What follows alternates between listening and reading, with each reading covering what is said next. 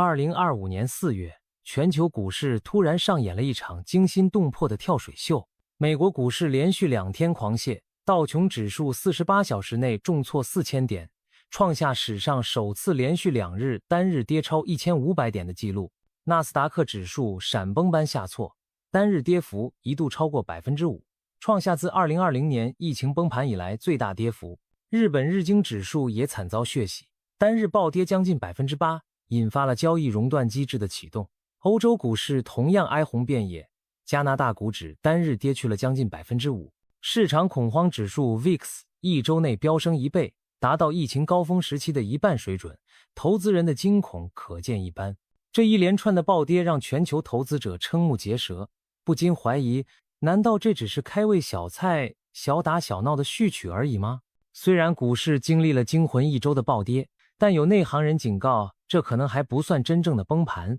只是史诗级风暴前的小风小浪。回顾今年前3个月，股市其实早有走弱迹象。2月份各大指数见顶回落，美股标普指数在3月中就已较高点回调约1成，但4月初，美国一连串动作让跌势迅速恶化，全球进入恐慌模式。即便如此，一些老谋深算的资本大鳄认为，目前的跌幅充其量是牛市尾声的调整，真正的大崩盘还在路上。毕竟，比起2008年金融危机腰斩式的暴跌，当前跌幅还算小打小闹，真正让人绝望的暴风雨或许尚未到来。这番说法听起来有点耸人听闻，但阴谋论者早已开始寻找蛛丝马迹。难道真有一只无尸手在幕后蓄意酝酿更大的股灾？当前这波下跌会不会只是美国政府与华尔街权贵合演的一出戏，目的是引发全球更剧烈的金融风暴？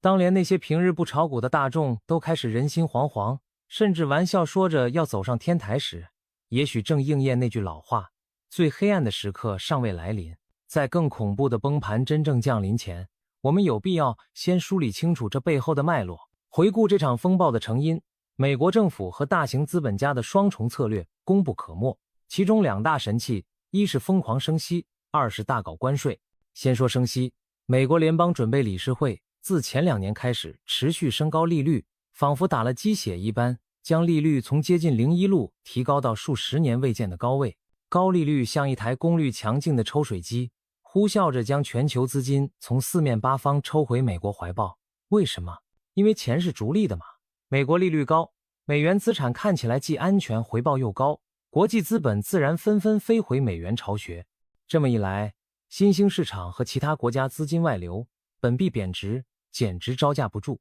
美联储主席摇身变成全球财富收割机的开关手，一次次升息，仿佛在宣告，各位资金，快回家，美利坚在召唤你们。再说关税，美国政府近年来挥舞关税大棒，可谓炉火纯青。尤其2025年，美国更是在贸易战加码演出，一场轰轰烈烈的关税加征行动陆续登场，美其名曰为了保护国内产业，缩小贸易逆差，实则带有浓浓的经济霸权味道。美国对多国商品祭出高额关税，不仅剑指老对手中国，连盟友欧洲、日本也难以幸免。一时间，关税几乎成了全球市场的梦魇。这种行为表面看是在惩罚别国，实际上也是在逼迫全球资金往美国跑。您想啊，美国对某国商品收重税，那个国家的企业出口受挫，经济下滑，投资人还敢留在那里吗？结果就是资本纷纷撤离那些遭美国制裁或施压的市场，转而寻找避风港。而美国恰恰因为自身市场庞大且看似风险较小，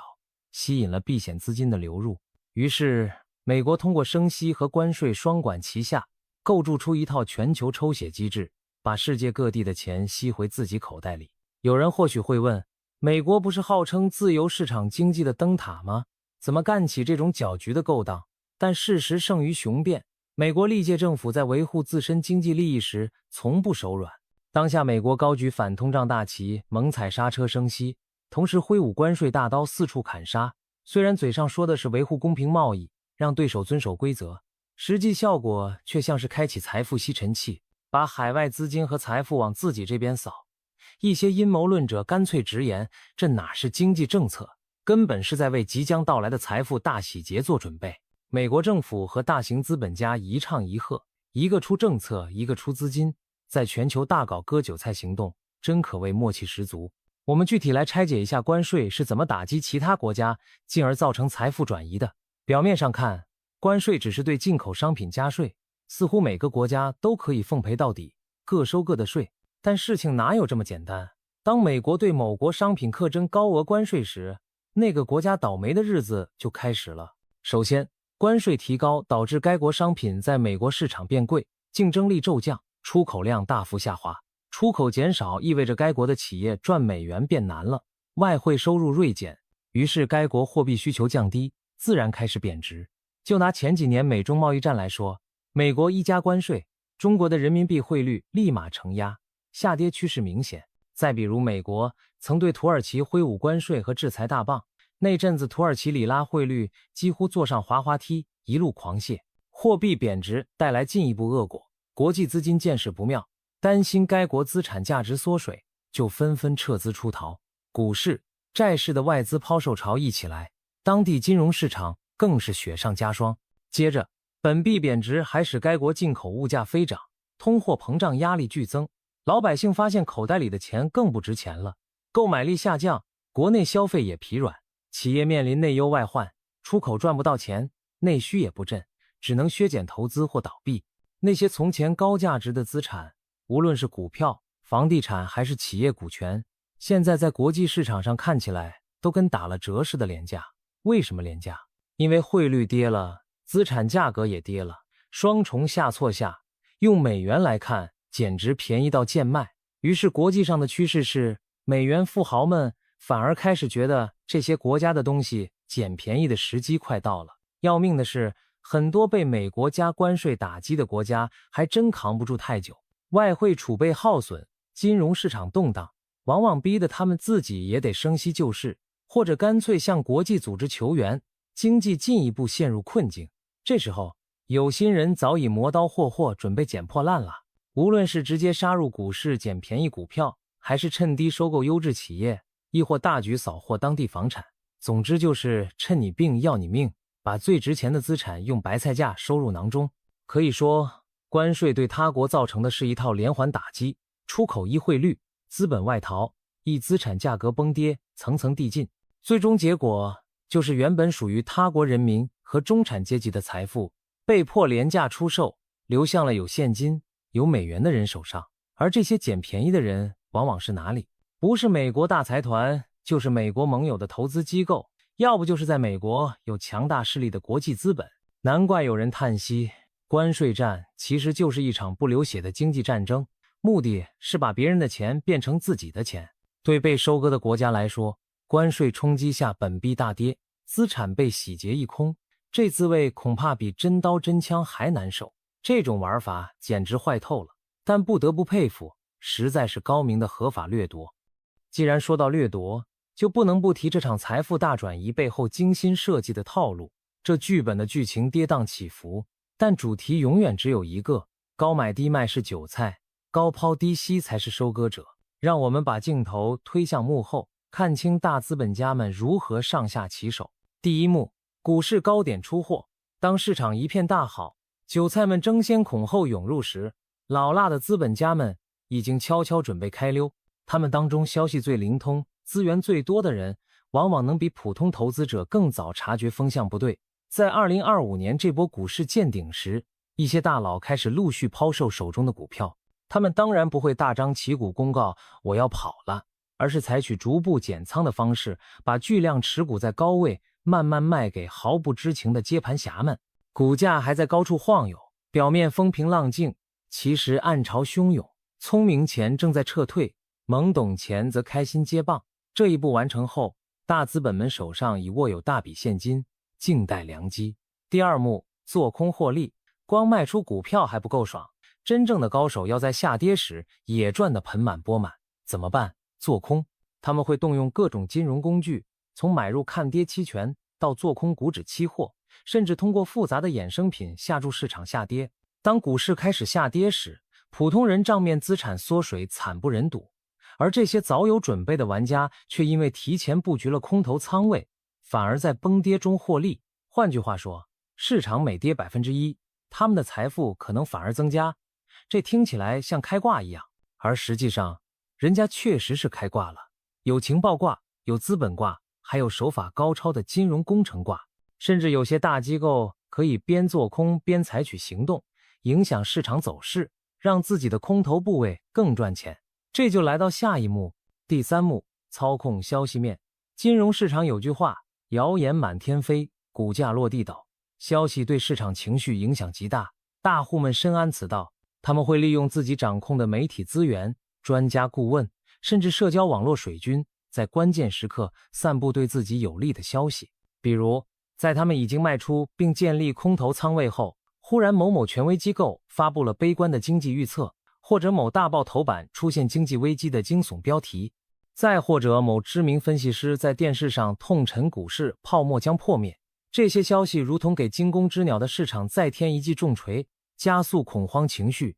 股市闻风大跌，正中下怀。更绝的是，有时连政府的声音都可能被影响。稍后我们还会谈到政策和舆论的配合。总之，消息面被巧妙操纵来推波助澜时，韭菜们往往还被蒙在鼓里，乖乖按照大佬们设计的剧本做出反应，疯狂抛售，把市场砸到地板上。第4幕，大幅印钞救市。股灾闹到这份上，市场一片哀嚎，普通人损失惨重，经济也面临崩盘边缘。这时候，央行和政府终于坐不住了，祭出终极大招，开动印钞机，大放水。所谓救市，美联储开始降息，甚至重启量化宽松，拼命向市场注入流动性。各国央行可能也被逼跟进，一时间水漫金山，到处是廉价资金。表面上看，这是为了阻止金融体系崩溃，稳定经济。然而请注意，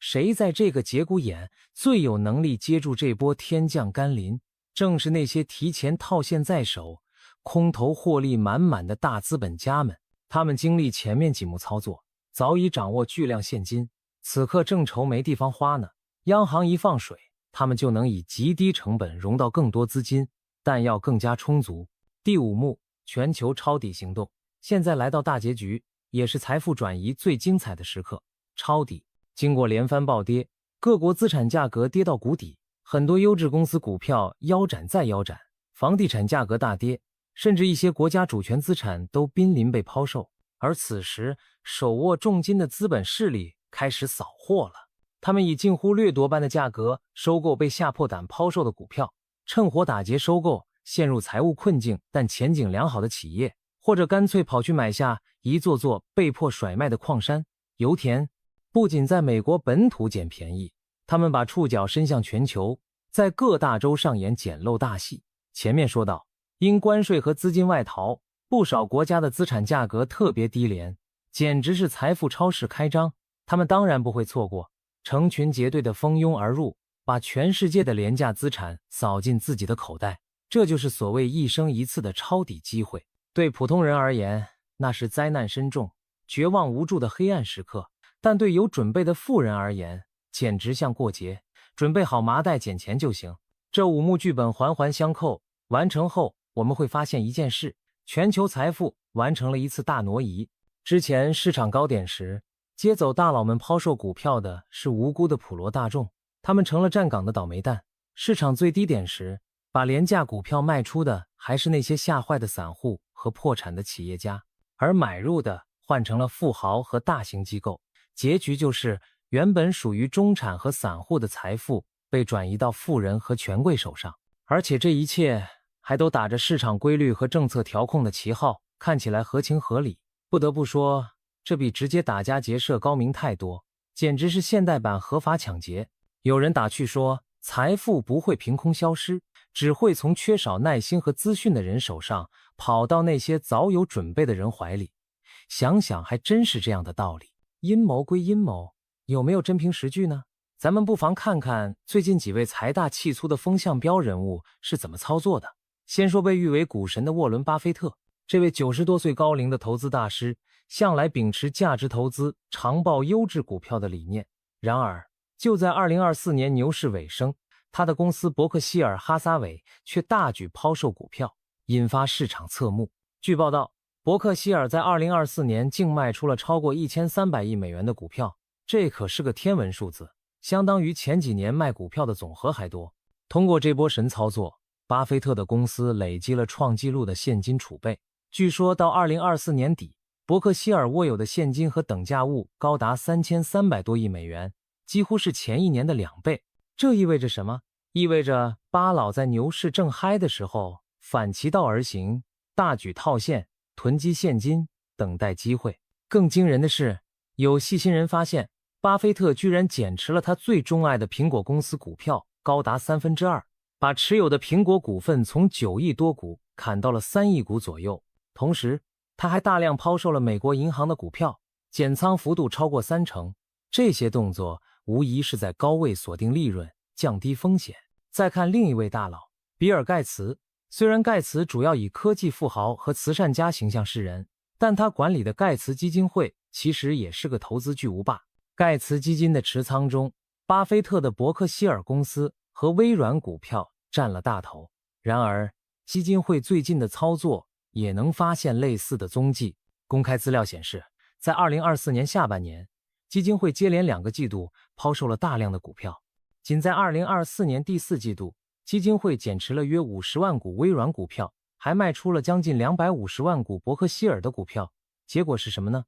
光这一季，盖茨基金的投资组合规模就缩水了20多亿美元，可见卖出金额不小。有人可能会说，基金会需要资金做慈善，所以卖股票无可厚非。但耐人寻味的是，为何偏偏选在股市高点附近大举卖出，而且连自己多年重仓的股票都毫不手软？似乎只有一种解释最合理，他们对市场前景不看好，甚至预感到风暴将至，趁高现金为王。不光是巴菲特和盖茨，我们回想这几年，许多富豪其实都在高位悄悄撤退。特斯拉的创办人马斯克在2021年、2022年时也套现了上百亿美元的股票，理由是要缴税或者套现买推特。不管原因如何，事后看来 timing 都相当巧妙。在科技股后来暴跌前，成功锁定了巨大收益。亚马逊前 CEO 贝索斯也曾在疫情前夕卖出大笔亚马逊股票。这些顶级富豪的动作往往不是随意为之，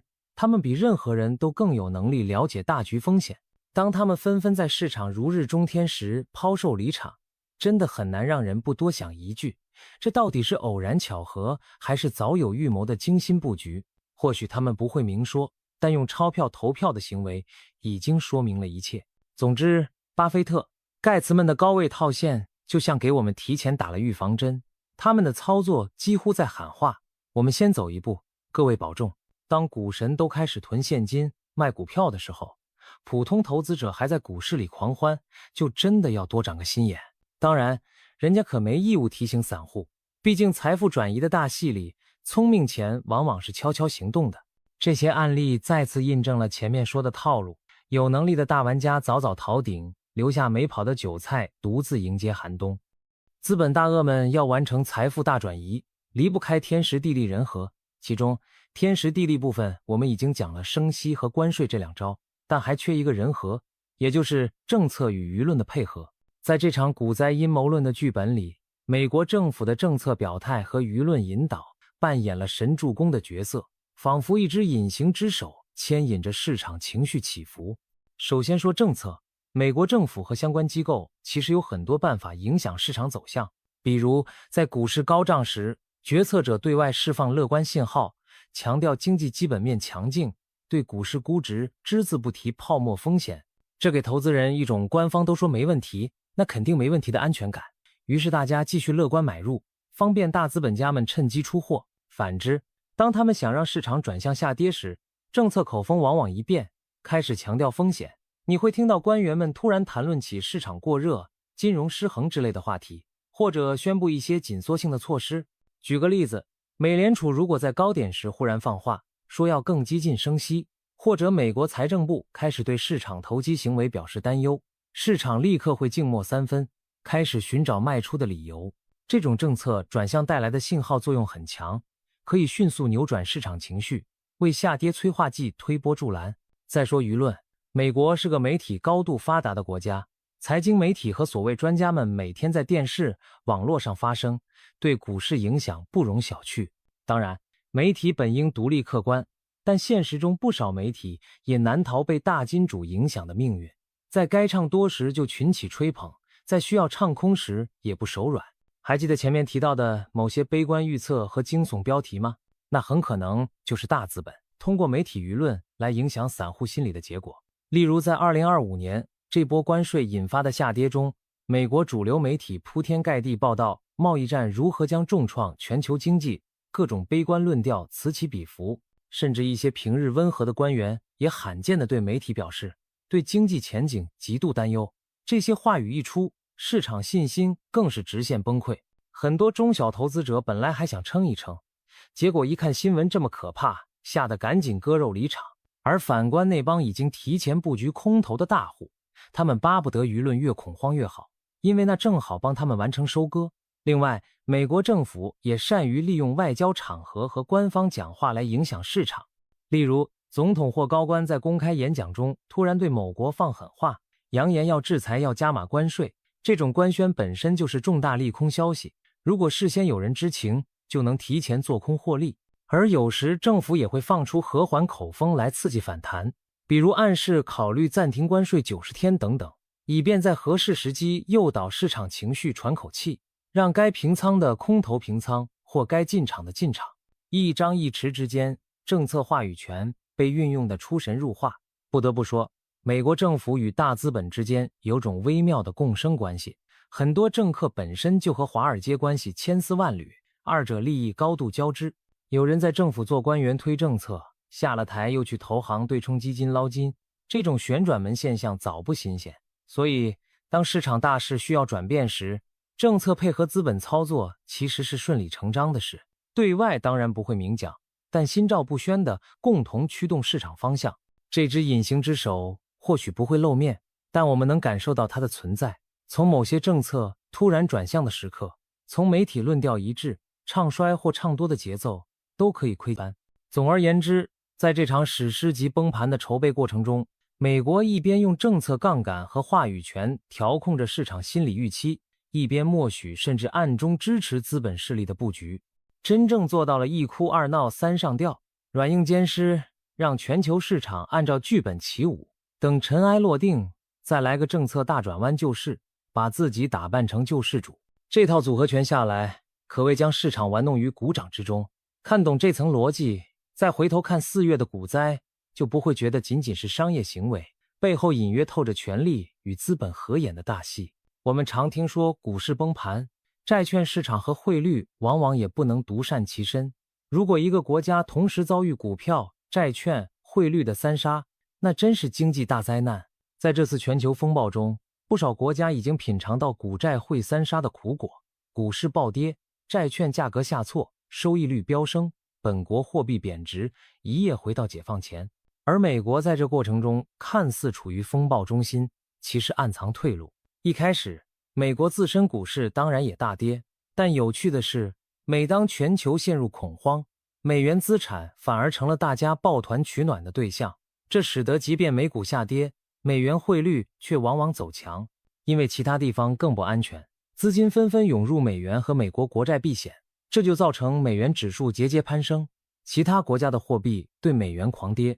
换句话说，别国承受的汇率之痛远超美国。当别国货币贬值幅度比美国股市跌幅还大时，全球资本配置角度看，美国资产相对吸引力反而上升，简直像什么呢？美国虽然感冒了，但其他国家直接重病住院，钱还是只能往美国跑。债券市场方面，美国国债在恐慌时期反而成了香饽饽，价格上涨，收益率下降。所谓资金涌入美债避险，这和那些被抛售的国家债券形成鲜明对比。很多新兴市场国债被疯狂卖出，导致价格崩跌，利率狂升，甚至违约风险上升，而美国国债却因为避险买盘显得稳如泰山。于是美国在股债汇三杀的风暴中，实则只是股市受创，而债市和汇市相对稳健甚至受益。相比之下，其他国家可能是股市、债市率一起完蛋。当然，美国自己股市暴跌也不是闹着玩的，毕竟牵连自身经济和就业，于是关键时刻，美联储再次粉墨登场。经历一轮疯狂升息后，一旦发现局势失控，美股熊市拖累经济，美联储立刻会换戏路，停止升息，转向降息，甚至重启印钞宽松。这就是美国最后的杀手锏——扩表策略。简而言之，就是打开水龙头狂浇水，用海量流动性把失火的市场淹熄。这一招在2008年和2020年都使过大劲，零利率、量化宽松、大手笔救助，联准会的资产负债表大爆发式扩张。2008年金融危机前，美联储资产负债表不到1万亿美元，几轮 QE 下来飙到4万多亿美元。2020年疫情更是几个月内暴增数万亿美元，最后冲到7万亿以上。这等于告诉市场，别怕，央行无限子弹，底线兜着呢。资金一多，股票债券自然止跌，企稳甚至狂飙反弹。所以美国的套路其实是先用紧缩手段把全球搅个天翻地覆，等别人都不行了，自己撑不住的时候，再果断开启大放水模式。前半段像拔别人氧气罩，后半段又自个儿戴上氧气罩，这样既收割了别人，又保住了自己一命。当然，大水一开，美国股市也能迅速重振雄风。谁先前廉价买进美股美债，谁就笑得最开心。而那些被收割的国家，很多可没美联储这么任性。他们要么没有国际储备货币地位，印钞只会导致本币更不值钱；要么就是利率早已飙高，再降也没空间。最后往往还得看美国脸色行事，或者接受国际援助。这就是霸主的特权，自己闯的祸，最后还是靠自己特殊的地位来解决问题，顺带把别人也再薅一把羊毛。当美联储扩表救市成功，美国就能相对体面的全身而退，经济衰退被遏制，市场恢复生机，政府还能宣称多亏我们英明决策渡过难关。殊不知这一遭下来，全球财富格局已改写，美元更强势，资产更集中在美资手里，竞争对手元气大伤。美国表面也许增加了债务和货币供给，但那点通胀压力对他们来说不算什么大事，还可以通过全球定价权部分转嫁出去。所以美国这一招股债汇三杀后的扩表自救，简直就是玩火人员自带消防栓，有惊无险地完成既定目标。前面多次提到2008年和2020年2次危机，这里不妨仔细回顾，从中看看抄底的威力和财富转移的真实发生。历史有惊人的相似之处，正所谓风吹草动皆有潜力。先谈2008年金融危机，当年美国次贷危机爆发，雷曼兄弟倒台，引发全球性股市崩盘，美股从高点到低点跌了超过一半，银行破产，房市泡沫破裂，经济陷入大衰退，许多普通人当时损失惨重，退休金腰斩，房子被银行收走，失业潮起。恐慌中，大多数人避之唯恐不及地卖掉资产，只求现金在手，安心度日。然而有一群人却在这地狱般的景象中看到了天堂的入口。那些有远见和资金的投资者开始大举抄底，最经典的莫过于沃伦·巴菲特自己在08年危机深处进场扶助大企业的例子。他在高峰时期卖股囤钱，等市场跌到极限时，立即出手，以优厚条件投资了高盛、通用电气等公司，比如50亿美元投给高盛，换取高达 10% 的优先股息和日后购买股票的权利。要知道，那可是金融危机中期，高盛急需现金渡过难关，不得不接受这种对巴菲特极为有利的条款。结果，随着危机缓解，高盛股票反弹，巴菲特大赚特赚，还有许多私募基金在那时买进一大批廉价房产、企业股权等，经济复苏后转手卖出，利润翻了几倍。那场危机过后，美国的贫富差距不降反升，因为资产价格恢复甚至新高，拥有资产的富人财富激增，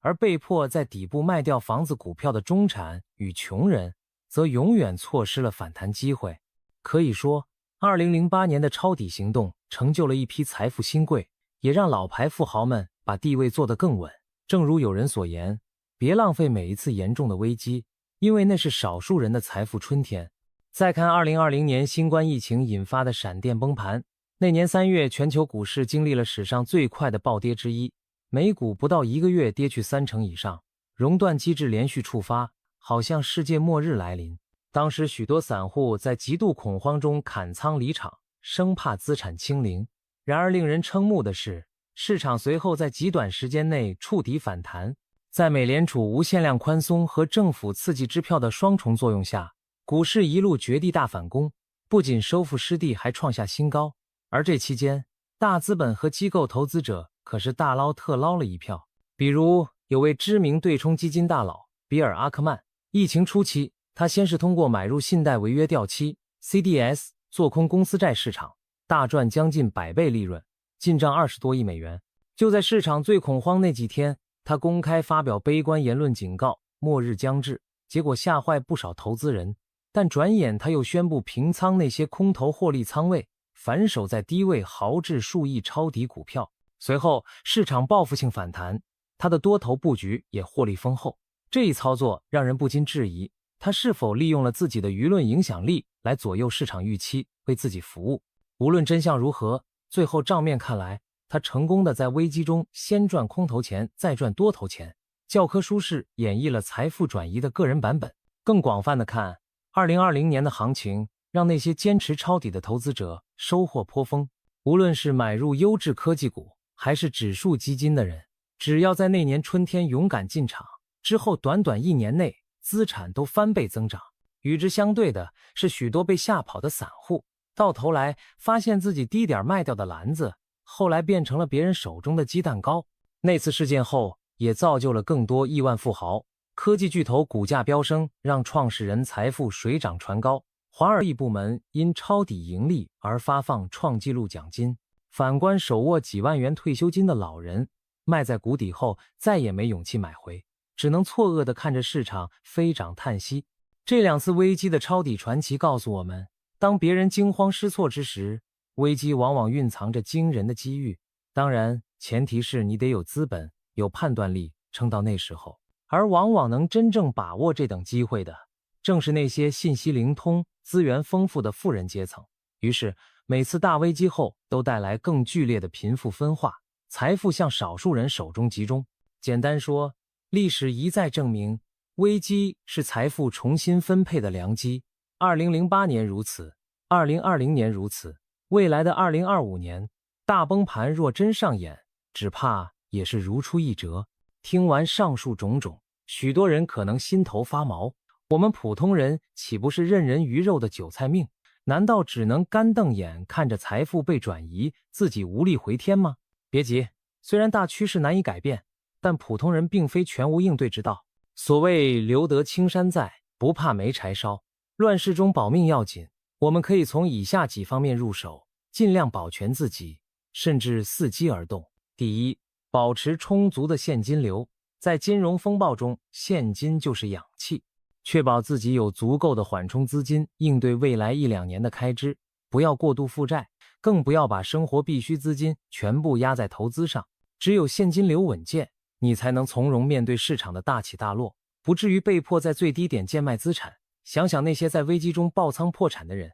很多都是因为杠杆太高，现金流断裂被强制平仓。如果你手头有现金储备，市场跌了你可以不卖，甚至可以逢低加码。反之，如果你没钱还贷，只能被动卖出，那就正落入别人算计好的陷阱。所以，降低负债率，储备紧急资金非常重要。俗话说现金为王，在极端时刻一点不假，钱拿在自己手里，至少主动权还在。第二，适度配置避险资产。黄金就是千百年来公认的避险天堂。当货币贬值、通胀高企或政治动荡时，黄金往往能保值甚至升值。在美国大印钞放水，各国汇率你追我赶贬值的背景下，黄金的价值不会被任意稀释。对普通人而言，配置一些黄金能给投资组合上个保险锁。另外，一些被视为安全港的货币资产也值得考虑，比如美元本身在很多新兴市场危机时就充当避风港。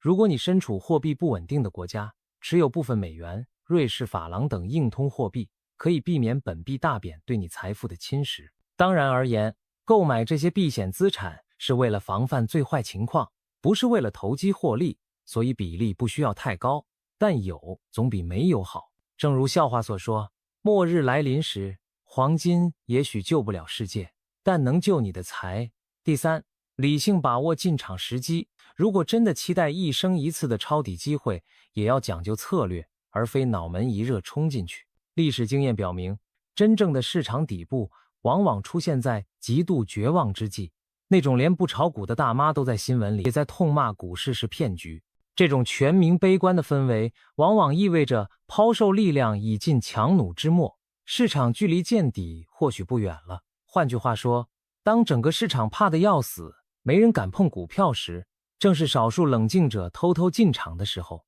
所谓当不投资的人也走上天台，形容的正是这种恐慌绝望到了极点的场景。反过来看，这往往是一次千载难逢的抄底良机。然而抄底也需要策略，不要妄想神奇的踩在绝对最低点，因为那几乎是不可能的。更聪明的做法是分批进场，随着市场下跌逐步小额加码，这样即便之后还有跌幅，你也能从容补仓，摊低成本。一旦幸运抓住接近底部的区域，也别因反弹一点就立刻全数卖出，可以设定一个目标，或者耐心持有计划，让优质资产随经济复苏而升值。当然，前提是你选的标的是经得起风暴考验的好东西，别一时冲动捡了日落西山的夕阳产业，那可就悲剧了。第四，坚守纪律与分散风险。金融风暴中各种消息满天飞，普通人更要稳住心态，不要听风就是雨，坚守自己的投资纪律，包括不随意加杠杆，